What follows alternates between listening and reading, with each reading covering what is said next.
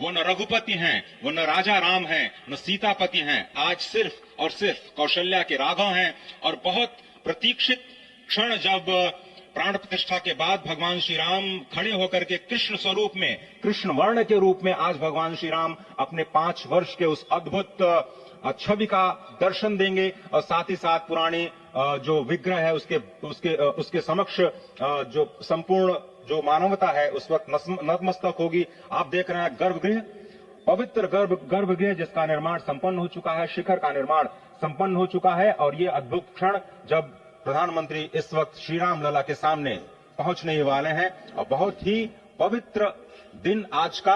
और द्वादशी का दिन, कल तो पूरी अयोध्या ने एकादशी की, लेकिन 11 दिनों से अपने व्रत के जरिए एक तपस्वी की भांति प्रधानमंत्री मोदी ठीक उसी तरह से जैसे भगवान श्री राम ने राज्याभिषेक से पहले भूमि पर शयन किया, भगवान श्री राम ने राज्याभिषेक से पहले जैसे अन्न जल का त्याग किया, महर्षि वशिष्ठ के कहने पर उन्होंने सारी गतिविधियों का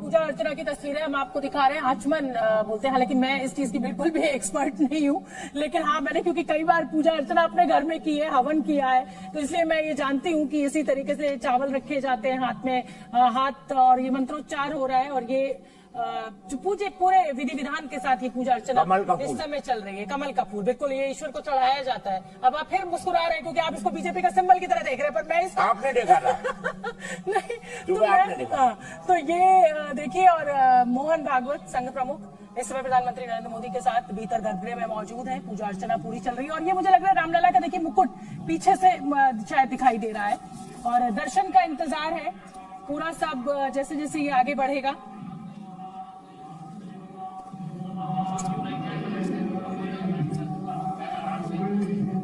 मंत्रोच्चार के साथ, पूरे विधि विधान के साथ और 11 दिन का अनुष्ठान प्रधानमंत्री नरेंद्र मोदी के साथ किया गया है।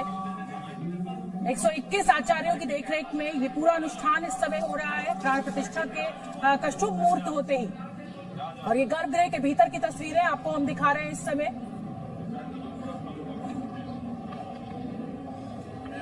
और आनंदीबेन पटेल यहाँ पे राज्यपाल उत्तर प्रदेश की वो हमें दिखाई दे रही हैं।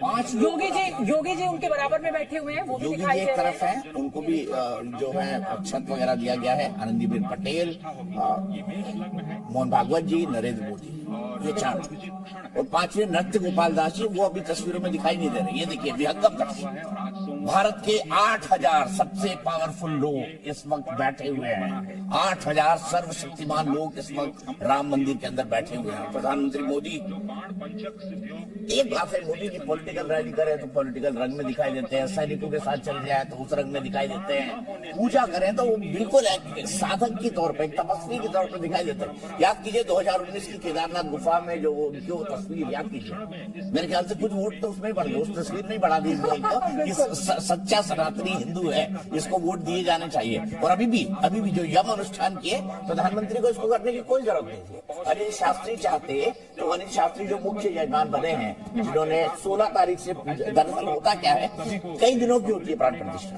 16 तारीख से पूजा शुरू हुई थी, 22 तारीख को खत्म हो गई। तो 16 से 22 तो प्रधानमंत्री नहीं रह सकते थे ना अयोध्या, क्योंकि वो तो अपने आप को अन्य चीजों में भी व्यस्त रखते हैं। वो धार्मिक जगह जा रहे थे, पर एरोनॉटिकल इंजीनियरिंग से जुड़े हुए कैंपसेस के अंदर जाकर वो ज्ञान और विज्ञान दोनों का काम देख रहे थे। बेंगलुरु जब गए वो, तो उन्होंने वहां पर उसके एक इंस्टीट्यूट की आधारशिला रखी है, HAL में गए, मुझे जहां तक याद आता है। दूसरा जो मैं आपको बताऊं, ये मोदी जी अभी दिखाई दे रहे हैं, उनको एक शुद्ध सात्विक सनातनी हिंदू के तौर पर जो अपने भगवान की प्रतीक्षा कर रहा है। तो 16 तारीख से ये सब शुरू हुआ था और 16 तारीख के बाद 22 को अब इसकी पूर्णाहुति होगी। ये जो छोटा सा आपको दिखाई दे रहा है ना मुकुट, मुझे लग रहा है एक छोटे बैठे हुए रामलला है, ये मुकुट उनका है, क्योंकि अभी जो 51 इंच वाली मूर्ति है उसके ऊपर से पर्दा हटा नहीं है। पर्दा हटेगा, पर्दा हटने के बाद उनकी आंखों की पट्टी खोली जाएगी, कांच दिखाया जाएगा, उससे बहुत तेज निकलेगा मूर्ति से। तो कांच से जो है उसको बैलेंस किया जाएगा, चारों तरफ वो प्रकाश फैले, चारों तरफ वो ज्ञान का प्रकाश फैले, ज्ञान और सद्बुद्धि। सुनिए क्या हो रहा है। आज संकल्प के सिद्धि का दिन है। आज इतिहास तो अयोध्या में लिखा ही जा रहा है।